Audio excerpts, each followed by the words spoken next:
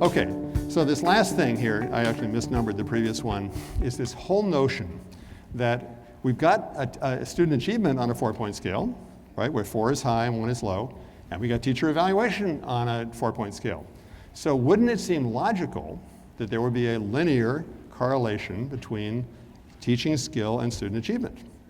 So Barack Obama and Arnie Duncan, back in 2007, 2008, when was it, 2008, 2009, they're sitting and they're saying, okay, here are these guys, they've got this theory that we can hold teachers accountable for student test scores because this is the way it works, okay? You got this linear correlation, okay?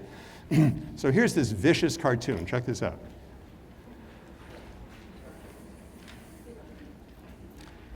This is the argument that Andrew Cuomo, the governor of New York State, said, how can the teacher get a good rating when the kids are failing? It's just not right, okay? So that's what he used to try, a few years ago, to try to make teacher test scores 50% of teachers' evaluations. It just seemed very logical to him. The problem is that it's more complex. There are lots of exceptions. Yes, indeed, the line of best fit is a correlation from teacher skill to student achievement, but we have these dramatic exceptions. For example, this one right up here, the top left-hand corner. How can the kids be doing very well on the test while the teacher has a low rating? How could that be possible? Maybe the kids chose their parents well? Right? Maybe there was tutoring. Maybe the previous year's teacher was absolutely brilliant. Or maybe the teacher and the principal didn't get along. And the principal just kind of socketed to the teacher. Look at the opposite extreme, the bottom right-hand corner. How can the teacher be doing well and the kids be doing poorly? How is that possible? And you see the whole thing. I want to close. So in New York City, Mayor Bloomberg and Joel Klein, a few years ago, bought into this value-add idea, okay? And here is the actual formula that was used to put a number on every teacher, 18,000 teachers in New York City. This is the formula, okay? The New York Times got a hold of it. This is similar to the one from Tennessee with William Sanders. And it looks sophisticated. The question that Barack Obama, Andrew Cuomo, Joel Klein failed to ask the experts was, how precise is this? At the teacher level, how accurate is this? So you're familiar with Gallup polls. When they report a Gallup poll, it's plus or minus 3 or 4, right? The confidence interval on this is 35 for math and 53 for ELA. This is a scandal. I mean, if they'd asked the question, the experts would have said it, and then these leaders would have, oh, no, we can't do that, because at the individual teacher level, it's not accurate. My son did this. This is what it means. If you got a 61 on your ELA, it could be as high as 89 or as low as 36. That's what the confidence interval means.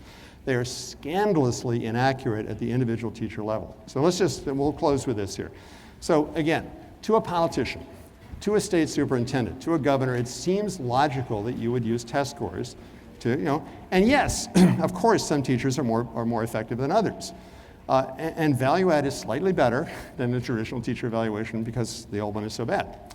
But there are big problems with accuracy and reliability, and so you would never be able to fire a teacher using BAM data. You could never do it. There have already been 15 court cases in which that's been knocked down because it's not accurate. The experts come in and testify.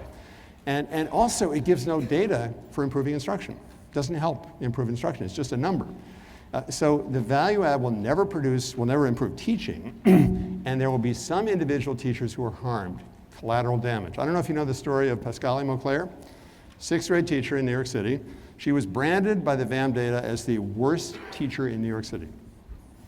Worst teacher.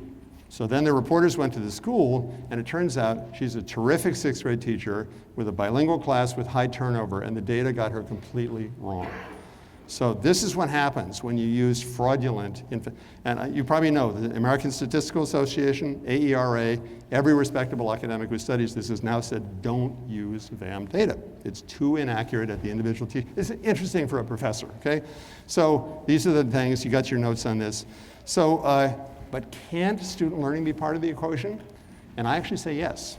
There are 5 ways that a principal and superintendent can talk about learning. You can actually get into classrooms and look over kids' shoulders.